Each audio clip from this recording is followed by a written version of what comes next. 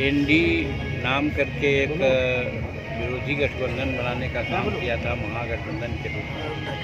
तो जिस दिन पटना में बैठक हुई थी, नीतीश कुमार भी बहुत आगे पीछे हो रहे थे, उसका एक सदारत कर रहे थे। इनकी चिंता नहीं थी, इनकी चिंता सिर्फ थी कि प्राइम मिनिस्टर कौन होगा। उसी दिन हमको ऐसा लगा कि इन लोगों का जो सिद्धांत निर्देश है वो ठीक नहीं है, इसलिए ये लोग ताश के पत्ते की तरह बिखर जाएंगे। अब तेजस्वी जी बेचारे बेरोजगार हो गए, तो अब राहुल जी के साथ न जाएंगे तो कहाँ जाएंगे। लोग अब तो वैसे पहलवान के रूप में बोल रहे हैं कि एक बार पहलवान जब अखाड़ा में चित हो जाता है तो बाद में कहता है कि अबरी फटक देंगे। नमस्कार, आप लाइव सिटीज देख रहे हैं, मैं हूं जय शुक्ला। नीतीश कुमार को लेकर एक बार फिर से चर्चा बिहार में शुरू हो गई है।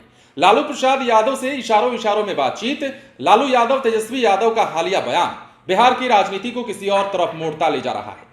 अब नीतीश कुमार को लेकर असहज महसूस करने वाले लोग जो हैं वो बीजेपी में हो गए हैं। ये दावा जो है विपक्ष के लोग करने लगे हैं। मतलब कि नीतीश कुमार से लालू प्रसाद यादव की जो बात हुई है, आंखों ही आंखों में उन नजरों के इशारों पर नीतीश कुमार के फिर से पलटने की चर्चा होने लगी है।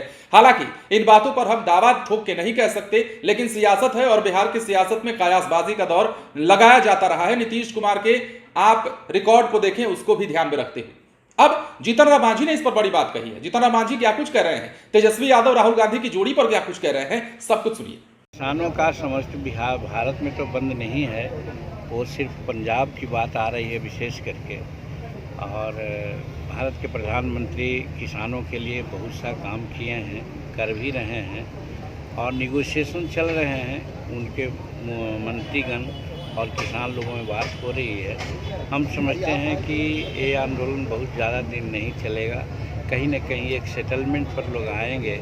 और ये बात सही है कि ये भारत सरकार के लोग और खासकर नरेंद्र मोदी जी किसान के प्रति बहुत प्रतिबद्ध हैं, उनको किसी प्रकार की दिक्कत न हो ऐसा जरूर कदम उठाएंगे। सर, राहुल गांधी के साथ तेजस्वी भी शामिल हुए हैं यात्रा में, क्योंकि वो लोग तो एनडी नाम करके एक विरोधी गठबंधन बनाने का काम किया था, महागठबंधन के रूप में।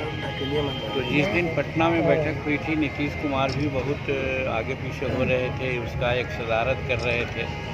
हम शुरू में ही कहा था कि इन लोगों का जो मिशन है वो गड़बड़ है।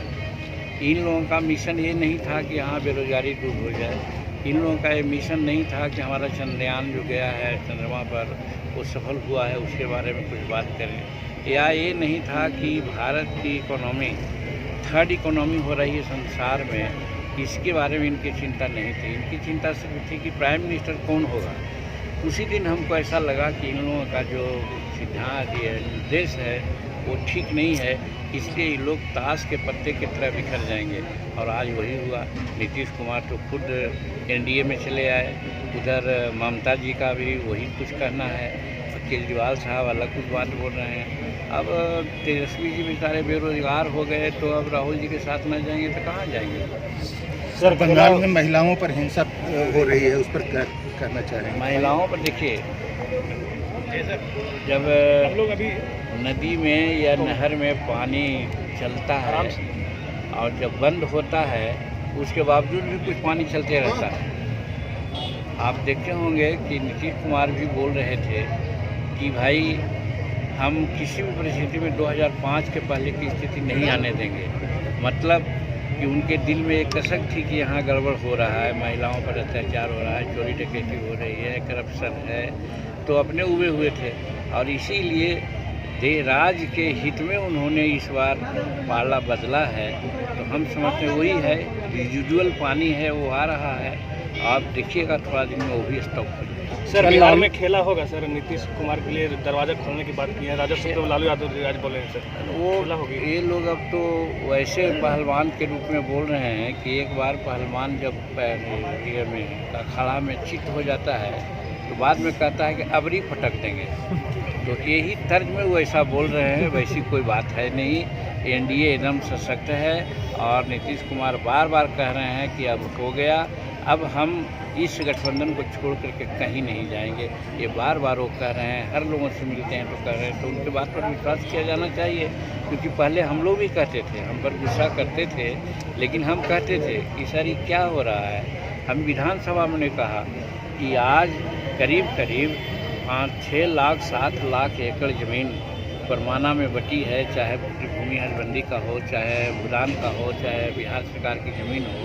वो ज़मीन का 70% ज़मीन का कब्जा किसी दूसरे का हो गया है, और वो दूसरे का कब्जा क्या हुआ है, जो राजद से संबंध लोग हैं उन्हीं का कब्जा हुआ है।